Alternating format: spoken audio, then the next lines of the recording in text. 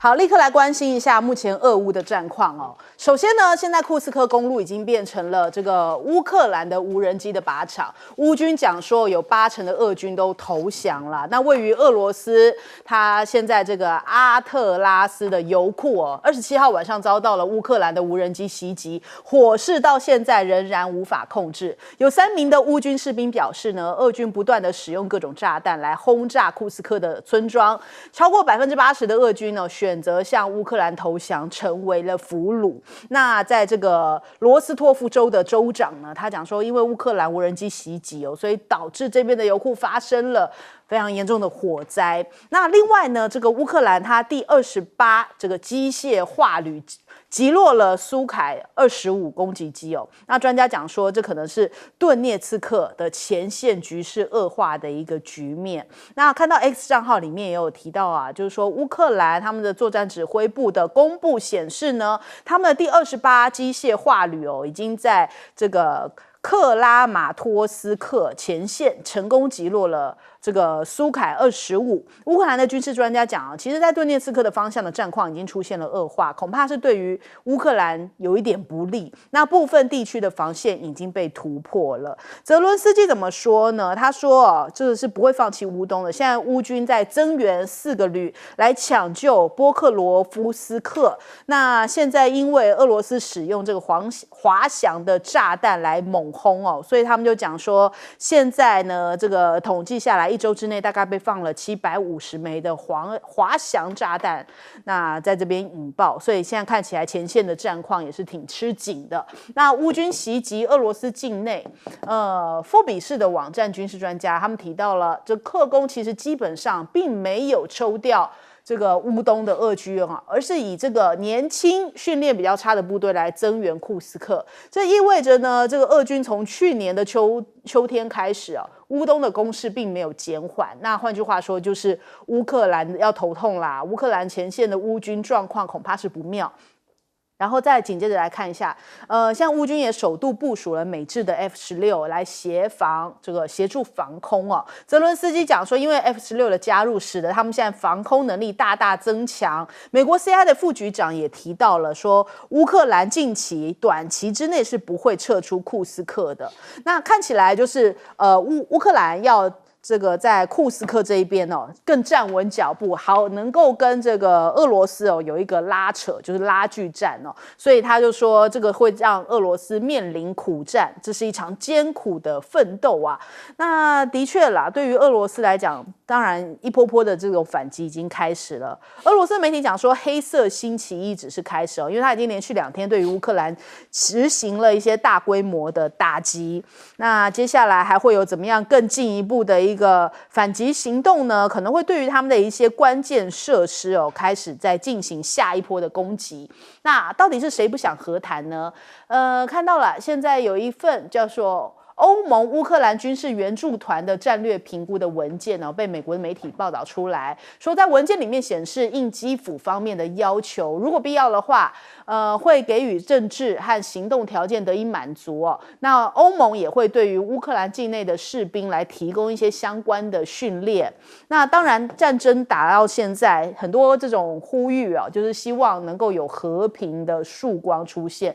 第2次的和平峰会，乌克兰竟然喊出来说希望俄罗斯来参加哦。那这代表什么样的一个讯号呢？泽伦斯基讲说，全球南方承办这下一场的这个第2次的和平峰会，就是为着要结束俄乌战争。那希望这一次俄罗斯能够出席，因为上一次其实是俄罗斯没有出席，那时候中国大陆也在讲，没有俄罗斯出席的和平峰会，那其实你到底要谈什么呢？那主角关键角色都不在哦，所以现在是不是代表乌克兰的让步？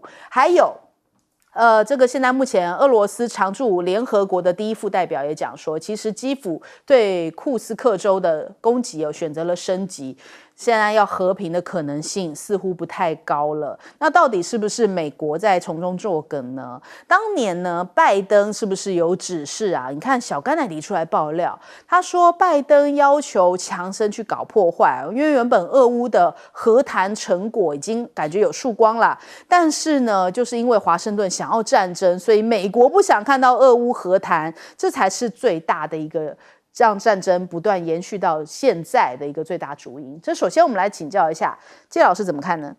我觉得就是说，有什么80%俄军都投降啊，那这场战争就可以停了，对，所以这是乌军方面的这种这个传言啊，我觉得这个只能听听罢了，因为战场上大家为了进行各种新战都有很多消息传出来，那我觉得这种好像不太合逻辑，那可见这些很多讯息我觉得还是我们要考虑到。它还是要用常理来判断。那现在这整块地方大概就是它1000平方公里的土地那乌军的话，如果一直增援下去的话，对它有没有利？这是一个很重要的一个很多战略学者都这样子认为。那他要抽调出很多这个精锐进入一场新的领域，他又不能扩大，又不能影响俄罗斯，所以呢，那相反的话，他在东线。也就是说，传统的这个顿巴斯的战场上，他如果说战略要地都丢掉的话，那很可能这个战局会急转直下。所以这个是一般大家对现在这个俄乌战争的看法啦。那乌克兰现在我们知道它的那个战争这一段时间它发展的不对称战力，尤其在无人机上面它的这个效能有很大的突破。所以你也看出来，他现在击中这个俄罗斯境内的这种关键基础设施，尤其是这个炼油设施这些好像效果都越来越多。可是这种基本上也不能扭转战局，可是会造成俄罗斯感觉上他的这个战事的越不利的情况这样会影响到普丁在这个俄罗斯里面的这个整个他领导政府，还有对这场战争的支持度。我觉得这个回过头来，它会反而到影响普丁现在对俄乌战争的投入的武器跟它的杀伤效果。那反而可能招致的是逼着俄罗斯在既有的战场上或乌克兰其他的土地上那么给予更大的打击。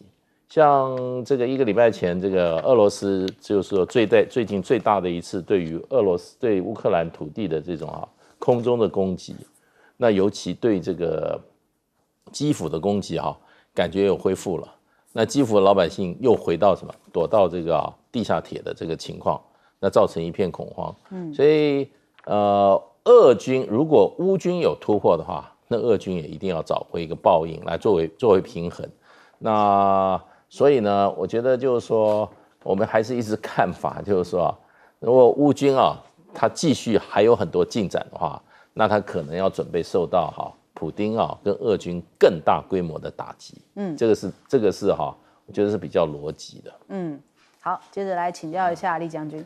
我们先从这边上面写的美国 CIA 副局长这个他讲的话这个科恩他讲的话，从里面我们来做分析。第一个，他讲说乌军短期内不会撤出库斯克，你知道是代表什么意思？代表他撤不出库斯克，而不是短期之内不会撤出，是他撤不出来。你再看他接着下面讲的第二句话叫什么？这个普京将发动反攻，试图夺回乌军所占领的库斯克，但是俄罗斯这个将面临一场艰苦的战斗，然后他们正在研究帮乌克兰建设防御工事。这代表什么？就是你连工事到现在还没有建好嘛？你进攻去库斯克到现在将近1个月，你乌克兰如果要守的话，你这时候应该有防御的工事。如果说你没有防御工事的话，代表你就必须要继续进攻，对不对？那你现在又要建防御工事，你又要到底是要防御还是要进攻？所以很明显，他要防御。可是他目前连工事都还没有建立好，所以这是 CIA 副局长讲的话。然后他讲了一句话很有趣，就是说他不会撤出库斯克。我特别要讲你这个打仗的话，其实攻击比这个撤退还难，对不对？撤退是最难打的仗，叫撤退。我看我们台湾这个当年的话，国民党在这个淮海战役，其中就是这样的，就一路被解放军一路追到云南那个地方去，你撤不了。你撤退，你必须要有主动脱离、被动脱离。如果脱离不好的话，你这个兵心涣散全部跑光了。所以我觉得现在来讲的话，很明显，库斯克从这个 CIA 副局长讲的这句话里面，这些话就看得出来，他们防御工事也还没有盖，要撤也不见得能够撤得出来。所以这个乌克兰来讲的话，这些兵力投入到那边，等于说已经是这个置之死地了，很难再活着生存回来了。我就直接明着这样讲。那我们再看乌东地区，乌东地区他讲的是波克罗夫斯克。这个我们听这个名字，俄文的名字很绕口。我简单跟大家讲，大家一定耳熟能详，就是红军村，就是那个地方。因为红军村那个地方总共有4、5条的铁路，还有很多的公路在那边交汇。也就是说，乌东最重要的一个，不管是兵力转运或者是补给物资最重要的一条路线。那现在来讲的话，俄军抵达红军村大概只剩下不到20公里。他如果说一旦攻克了红军村之后，大概所有的这个乌克兰所有乌东地区的所有补给线全部会被切断，不但会被切断，你兵力转用也都成了问题。你南边不能救北边，北边不能救南边，东不能救西，西不能救东，所以红军村是非常重要一个战略节点。那目前他们自己也承认，这个地方的战况非常的激烈，尤其是你这兵力又不够的状况之下，万一红军村被乌克兰所攻陷之后，我觉得俄罗斯将陷于南不能救北，北不能救南，东西来讲不能互相的支援，就陷入这种窘境。所以我们军语叫做你没有回旋空间了，你就已经被陷死在那个地方了。所以乌克兰来讲的话，真的是要思考怎么样尽快来结束这场战争。好，来请教杨老师。俄乌战争打到现在大家有点搞不太清楚了，不是在乌东打吗？僵持到现在，西方的媒体告诉我们说，这个情势很好，我们不断的援助，可是似乎看起来好像战场往前进的是俄罗斯的军队，那怎么又跑到库斯克另外的俄罗斯的本土里面去呢？那3万人占领了4.7个大的台北市那么大，能够吗？那这都是平原。其实要不是说这边战争打得不好，他不会去另开战场，一定是这样子。他本来是想说围魏救赵，那结果没有办法吸引到太多的俄军过去。他现在想着的方法是，我看了西方媒体这2天在讲，会以土地换土地，真的想得太美好。所以库斯克这个地方在1943年的时候是纳粹德国跟苏联的坦克大会战，非常有名的一场战役。德国死了40万人在库斯克，苏联死了80万人，几十辆坦克在这边消耗掉。俄罗斯人怎么会忘记这段战争历史？现在被你3万人的乌克兰军队打进来，占领没有什么人的这个区域，他就等你瓮中捉鳖。他继续的占领扩大在乌东，你又没有办法扩大。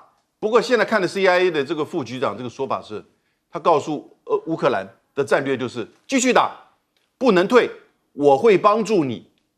但继续打不能退，打得下去吗？那我会帮助你这个问题就更大了。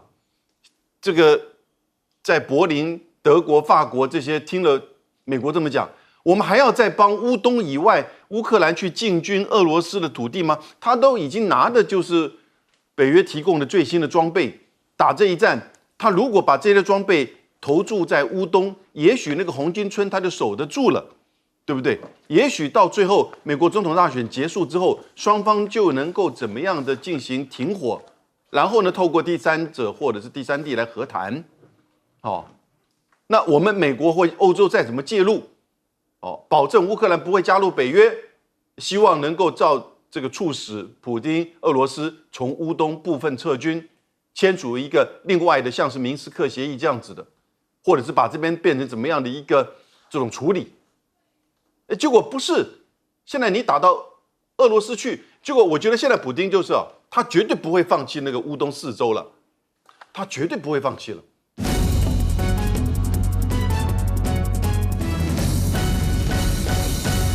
不过其实呢，放眼在国际间，大家说这是真正的战场了。但你来看到是俄乌战场目前的一个最新进展，原因是因为乌克兰的无人机现在击中了俄罗斯的油库了，而且呢，这一次的攻击是远端攻击1500公里外的一个目标。好，他们讲法是现在呢攻击了一个基洛夫这边的炼油槽。那俄罗斯方面的宣称是炼油槽并没有受损，但是大家看到就是这么大的一个乌云在往上窜。其实现在双方所攻击的很多都是能源设施，都是基础设施，原因是因为要直打它的痛处。在库斯克，也就是呢北边这个俄罗斯这边被进攻的地点，说公路已经变成了无人机的靶场了。这当然是从乌克兰这边出来的一个报道，说有80%的俄军投降，甚至他们还很担心被炸。但是呢，俄罗斯这边的讲法是什么？是我们在东边这边有突破了。好，包括说呢，在顿内茨克地区的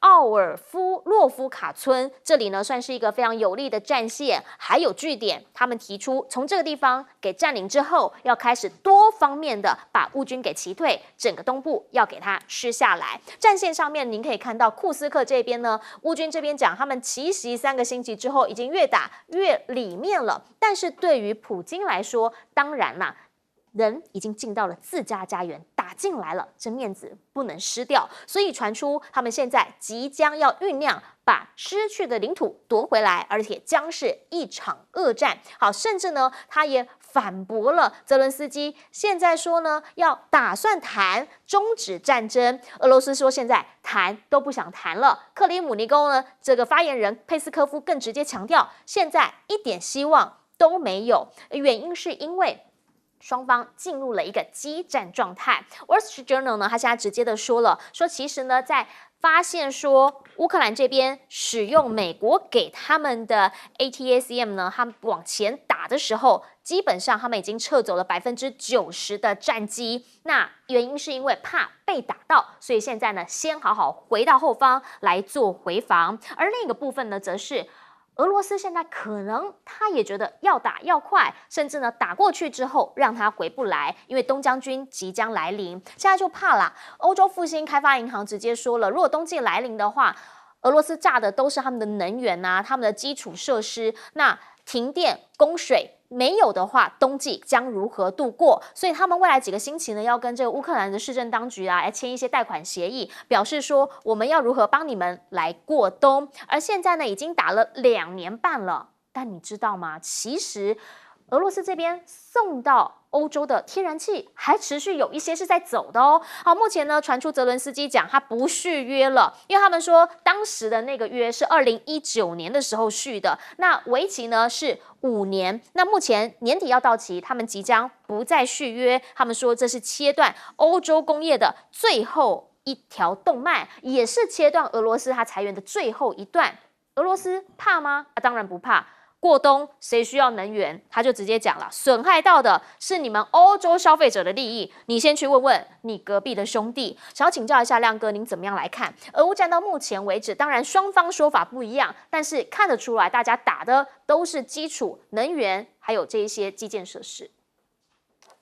我这样就表示他并没有近距离的大部队的作战啊。那可能是俄罗斯觉得他还没有集结好啊。所以就还没有大规模的交战啊，不然照理讲你要把它逼出去国境，你一定要有这样的打法啦。所以你就看到目前还是各对各的一些重要的公用设施在做攻击嘛。那俄罗斯当然在8月25号那天还直接去打基辅啊，对不对啊？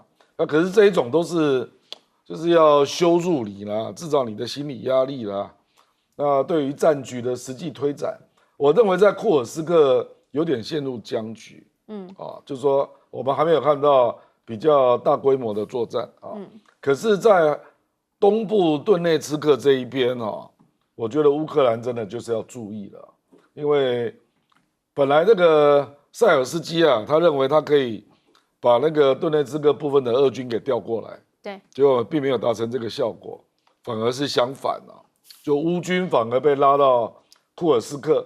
结果在顿内茨克这个东边这个红军村这个地方，现在就被逐渐的包围了。是，那我认为啊，乌克兰如果真的失掉了红军村啊，那即使你能够打下你目前库斯克的这个输甲，我认为你是得不偿失啊。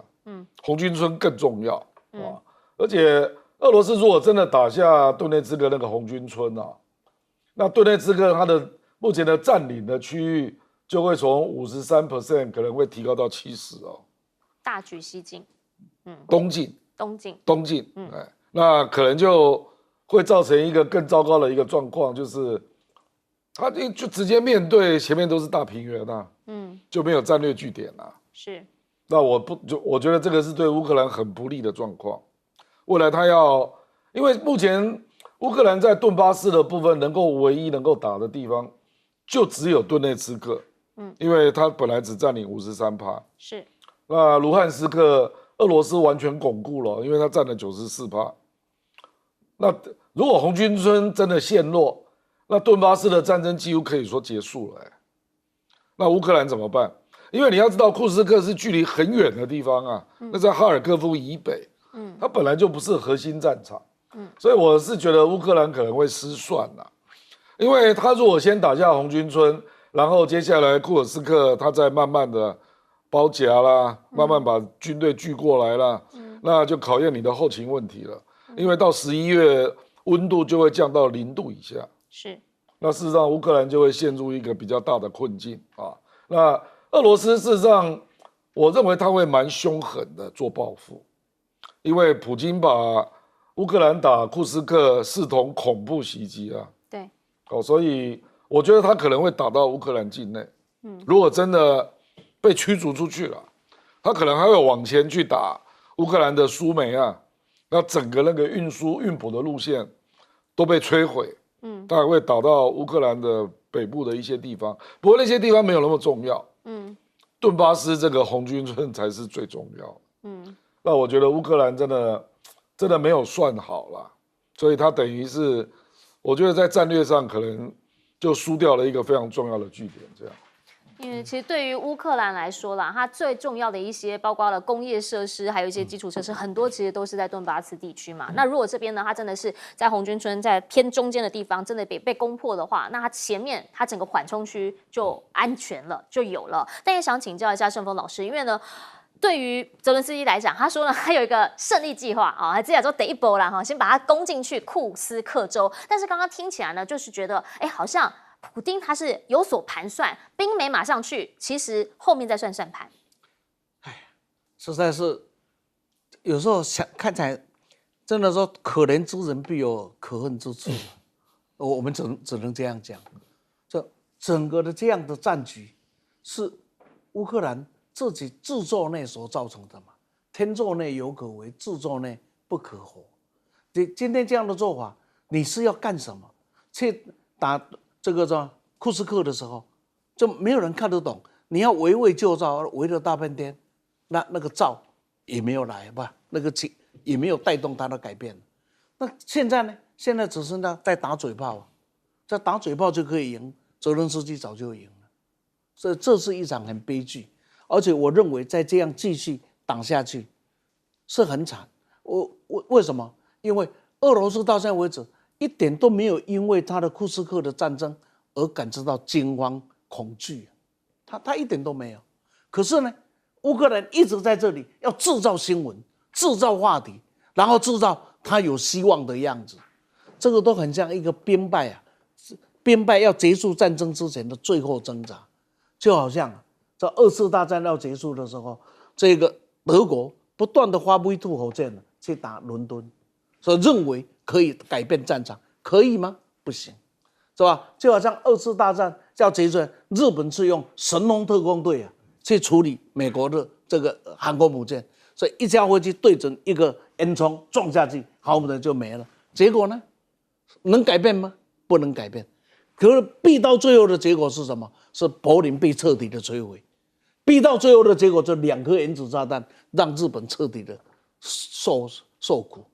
所以今天我认为会做到，有一天乌克兰可能遭到这样的命运，尤其去恐吓要去停止那个乌克兰通过的那个油气，那个油气不是俄罗斯的问题，俄罗斯今天的经济也不会是靠着这一条来支撑。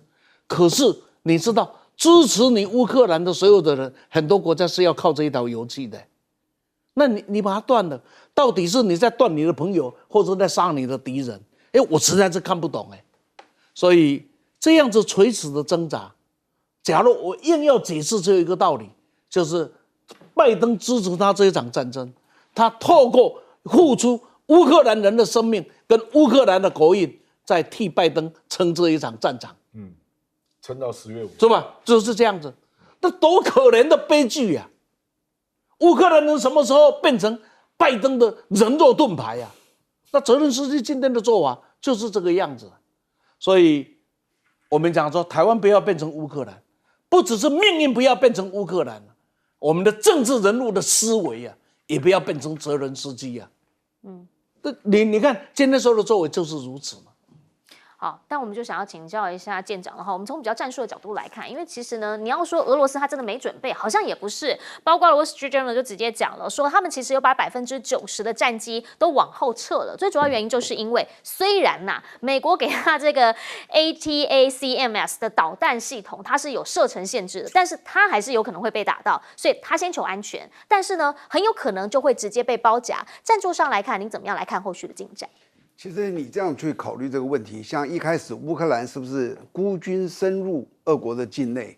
这个时候，俄罗斯的直觉的反应就是照我们的想法的直觉反应，我们就是调动我们俄罗斯的军队去包围，因为他进去也只有1万人而已，不是一个很多的军队，这是直觉的想法。但是如果你要这样去做的话，你要去集结你的军队，而且陆军你要调动，那里都是很长远的，几百公里这样过去，那是一个很累人的事情。这样子劳师顿这样子过去之后，然后还有一个方法就是，我先不理你，我调过头来在乌东这里，我加紧攻势，因为我原来军队就在这嘛，我加紧攻势，他最近实际上是在加紧攻势，整个全面这样打过去，就是换你去思考，你要不要把它调回来？那你调回来呢，也是一段很长的距离，这样拉过来，这是2种，一种就是我去消灭它。但是是我动员去包围他，或是我在这里放手的在这打，结果逼得他必须要回过头。我觉得这是一个战术的运用。那我现在看起来，俄罗斯似乎要这个加强力道，就是打，逼得你这样子回过头来。那第二个呢，其实现在的武器你不要看到几千人、几万人很怎么样，因为现在的武器杀伤力都是面的杀伤的很大的，它有集束弹，有温压弹，叫做炸弹之王，它一杀下去就是几个篮球场。这种几个足球场的整个人都给你杀掉，你躲在装甲车里面那种温压弹都可以，因为没有这个氧气会让你窒息死亡。所以现在的这个，如果他要杀你大片的人，其实不是很困难的。但是结果现在他们都怎么办？就是混在民间，就是瑕疵的一般的民众，那你就不会去用这种大面积的去杀伤。然后呢，你也可以看得到，这个2个国家打成这个样子了，那个天然气还在那里在卖，还在走。就是它不是一个你们传统想象的那种无限战争，像以巴就是无限战争那双方不是你死就是我亡的在那打。那俄罗斯这里你看发觉他们都还保留了一手，所以坦白说，他们有一个潜规则在，你不要这样子我不要这样子大家都应该要守在那个潜规则的地方。但是最近呢，似乎乌克兰打破了，然后你还发觉他们在讲说要今年的过冬。我的天哪！你还想过冬啊？你还想打到明年呐？今年11月那个大选完，川普上来是想都不要想了，大概就要逼着他结束了。贺锦丽上来，你认为他会继续支持下去吗？我不认为，也会结束的。就是你不要再去想，还想到明年，然后最后你看最近，其实前天的2个飞弹打哪里？你知不知道？打水坝，就在基辅旁边的。有一颗直接打到那个水里面，你看吧，一颗打到那个墙，打了一个墙。我当时看到那个，我就说，俄罗斯其实在告诉基辅或者北约，如果这2颗飞弹有一颗换成战术核弹，那个水坝就挂了，就溃了。他打这个是轻而易举的，他有这么多的，打了垮了之后，你有没有看到那个基辅的说，如果这个水坝垮会死多少人？几百万人。他这个导弹都是很准的，他怎么会打到水里呢？其实他很明显的在告诉你，我是有方法的，我们应该守住我们双方各自的潜规则，你不要越这个线，你们不要认为你整个北约32个国家能够来这样子打我，你把我逼火了，你试试看我有什么样子。我觉得他那个东西就在告诉他们，不要逼我动用这种战术核武。好，其实现在北约当然大家呢也都在看年底的这场选举到底会是一个怎么样的态势。现在呢看起来啦，在西方这一边，他们开始有各种的事情必须要处理。好，在东方这一边呢，如果说2强中美的话，中方现在闹的是什么？是悟空热。好，悟空热从它推出那一天到目前为止，持续的在打破纪录。现在说呢，全球揽金已经可能超过50亿元了，甚至呢，在对岸的这个微博的阅读量已经超过9亿次，这一些都是蛮可怕的记录。好，甚至呢，它 PS5， 因为现在除了 Steam 之外 ，PS5 也可以玩嘛。那 PS5 先前呢，在大陆这边很少人会想要去买的原因，是因为能够玩的游戏可能没有想象中的多。好，现在因为悟空，很多人呢不但是买而已，甚至连买到日本在当地的售价都提高，大概有将近2成左右，已经来到550美元。那配件啊什么，通通跟着飙涨。现在悟空呢有一些的说法，因为红了之后，大家就会把它拿来跟现在另一档很热的游戏叫做《艾尔登法环》来做比较。他们就特别强调，里面的动作很多是很相似的，所以就有一个叫做有没有抄的问题，另一个呢则是有没有盗版的问题。网络上看到了有人呢就是人民币1块钱还包邮嘞，可以直接让你来玩。好，可是盗版的有人是什么？打开解码一看之后，发现竟然是真正的《西游记》，不是悟空啦。也有解码之后呢，发现不是解压缩，是另一档游戏，根本不是他想要看的3A 游戏。盗版很猖獗，但是呢，在卖账号这件事情，网络上面也很猖獗。大家就在想了，这个呢，就是对岸他们现在必须在游戏产业要真的能发展，未来急需处理的另一个面向。到底呢，这个悟空兴起问题或者是意义何在？现在的讲法是说，这个叫做精神世界发起反攻的第一枪。最主要原因还是因为啦，如果说呢你要享有话语权的话，很多人认为你还是必须要从一些物质上面来证明。然后呢，现在除了有更好的车子、更好的飞机这一些物质基础之外，悟空他们认为就是一个精神世界，因为这是电影，这是游戏，这是一个 IP， 未来会是一个文化的反攻。刚刚讲到了物质这一边，确实现在在很多产业，中方他们是拿得了龙头地位，包括了宁德时代。大家都知道在动车宁德时代他们的市占率是全球第一，将近了3成多。那现在呢，五角大厦这一边据说被美国国会议员给施压了，他们要求将宁德时代列入黑名单，甚至呢计划美军陆战队停用宁德时代的储能电池，还要在民用项目逐步汰换。那如果是这样的话，大家能够同意吗？还记得大疆飞机的事情吗？好，现在宁德时代变成了下一个目标了。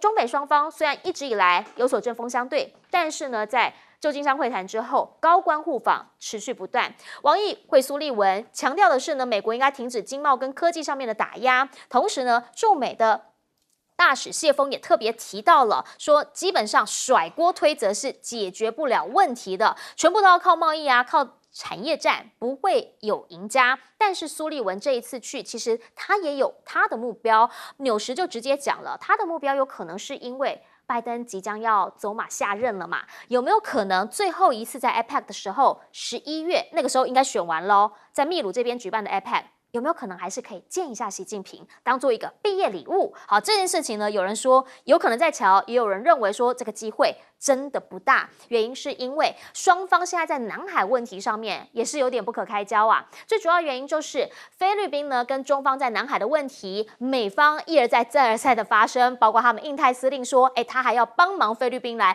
护送运补船，中方就警告了，不要在问题上头支持菲律宾啊。但是呢，却是看到了美方这样的承诺对方。当然了，菲律宾的讲法是讲的，他防长参谋总长很警觉，赶紧跳出来说，这可能会违反我们的法律哦，我们的宪法禁止外国部队直接加入当地的作战，我们要靠自己。可是美方现在一而再的再三释出的讯息，都会有挑起双方争端的可能性，毕竟现在在鲜滨暗沙这里，船确实中方包括了军舰包括了民船这边都开始看到集结，而菲律宾这边呢，他们也一而再再而三的喊话说，稍有不慎有可能会升级冲突，甚至呢，公务船在南海的碰撞，1个星期里头2次的冲突，这一些在网络上面大家都在讨论。好啦，菲律宾还要跟越南签署一个协议来推动国防关系。那当然啦，先前在南海这一边是去申诉的，也就这2个国家。现在这2个国家又要推进防务关系，南海这里的变局有没有可能成为下一个火药库？请教一下亮哥怎么样来看？好，首先我们从悟空开始了，现在呢一而再再而三的打破纪录，现在的金额已经超过50亿了。这是人民币啊，人民币，对对。那我觉得这个当然是一个里程碑啦，啊，不过现在大概是这样啦，就是它在中国境内销售的比例大概是81%啦，那海外有19%左右，可是海外你再扣除华裔啊，我坦白说了，事实上白人玩的也不多啦，所以我觉得把它太设想说什么中华文化开始因为这样进入欧美，这个想太多了啦。坦白讲，在玩游戏的人哦，比如说你玩韩国的天堂，你会去想说这是韩国字吗？对不对？还有很多游戏实际上有的是法国字啊，有的日本字啊，所以我觉得这个就想太多了啦。实际上就是你就是一个文化商品啊，比如说那个韩流 K-pop 啊，那流行全世界，那韩国文化有因为这样，所以西方有更了解嘛？我觉得这个就想太多了啦。你如果是现代流行的，那就是可能你的节奏对了，或者美感对了，或者那个音乐的调性对了，那你这个应该是说你的风景做得非常好，你的格斗打起来很爽，就主要是这样嘛。你说他们会去深究，这里是山西啊，这里是甘肃啊，我觉得这个想太多了啦。这个基本上那个都是以大陆内部啦或者华人圈为主啦。所以基本上它还是一个以华人圈为主的游戏啦。这个我是觉得事实就是如此。那因为华人圈基数很大嘛，所以确实表示，中国大陆这样的产业是做得起来的，所以一定会前仆后继啦，未来会有蛮多的新的创作啦。那这个当然是一件喜事啦啊。那至于美国跟中国大陆的科技战啊，我觉得这个。坦白说啦，这个你再讨论也没有用啊。连那个苏利文去北京之前都先宣布制裁中国某几家公司，他才出发是。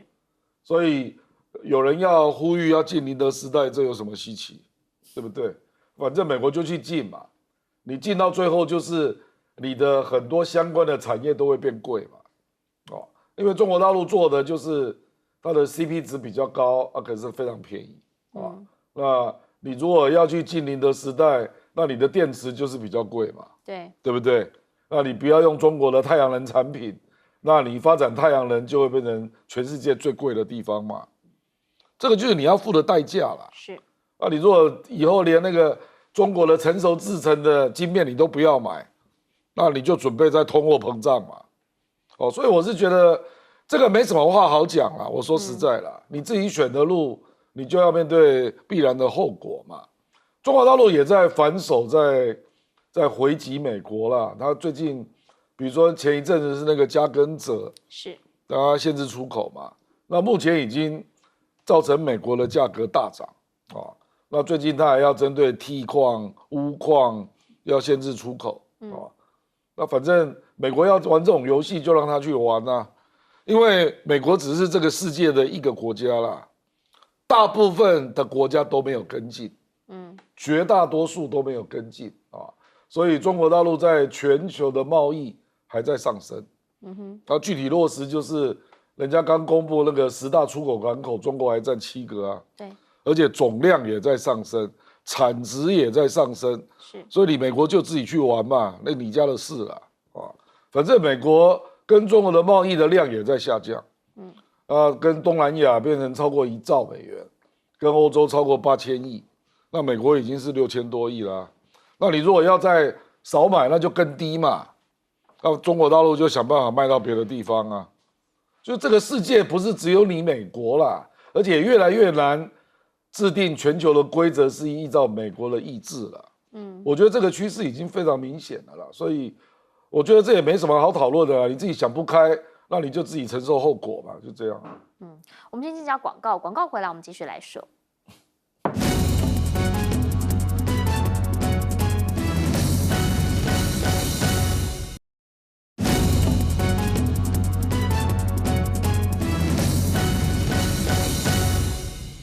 我们讲说呢，虽然说王毅跟苏利文见面了，但中美之间的对垒是已经从两国之间到区域之间都看得到。请教世峰委员。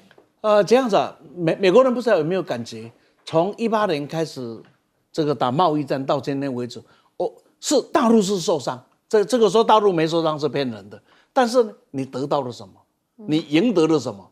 你发现你失去的更多。现在别说什么，美国现在电动车还可以跟中国稍微并驾的，其实是因为有特斯拉。特斯拉的电池是谁的？宁德时代，以前它是韩国的，现在是宁德。所以当把它给禁掉了，第一个找你算账的是特斯拉。所以特斯拉想办法不支持拜登的是有道理的。这我是开玩笑的讲法。那从这样的一个角色再来看看的南海，大家好像是看到这个中非的一个冲突，事实上背后当然是美国。大家说，那美国为什么要去搞这个事？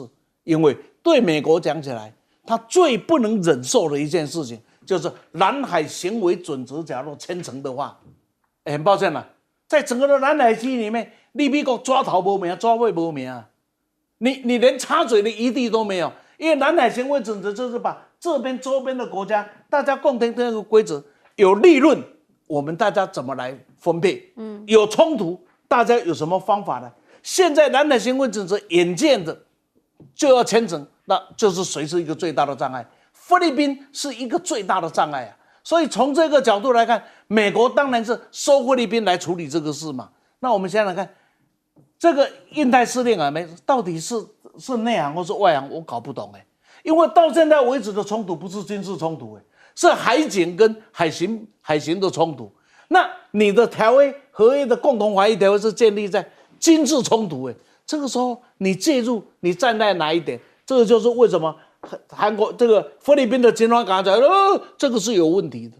好，当事国说这个有问题，另外那个广国的说没问题，我准备要出门，这什么玩意儿啊？就是一件事情，我就用菲律宾不断的来恶心你，让你的南海行为准则是不能够顺利去通过的。这样子对美国讲起来，他在整个的南海还有一点发言权。南海行为准则通过了之后，我还再重申一句话：美国你抓头没名，抓尾没名，你连开口，你连要介入的权利都没有，澳洲也没有，欧洲这些想来介入的地方的人，通通没有这样的一个条件。好，我们先进一下广告哈，等等回来就要请舰长来帮我们做总结了。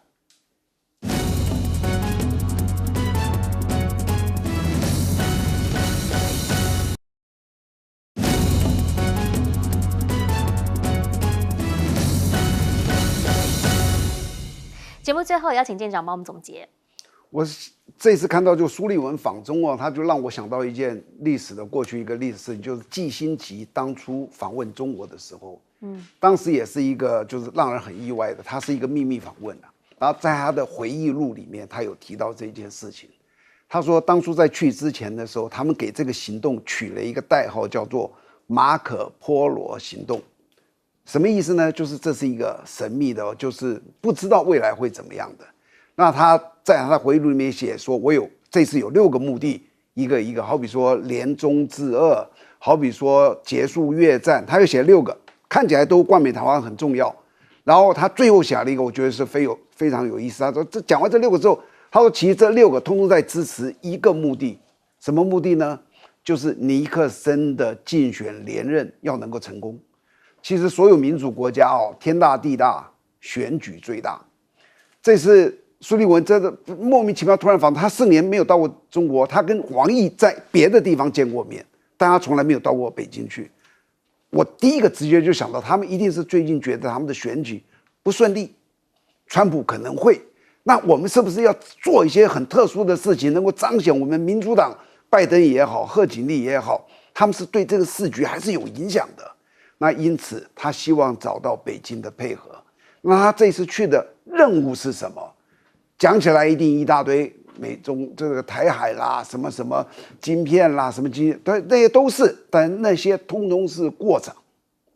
最终的结果是如何协助民主党他能够胜选，因为这些对民主党太重要了。那这是第一个我的感觉，那大家可以等着看。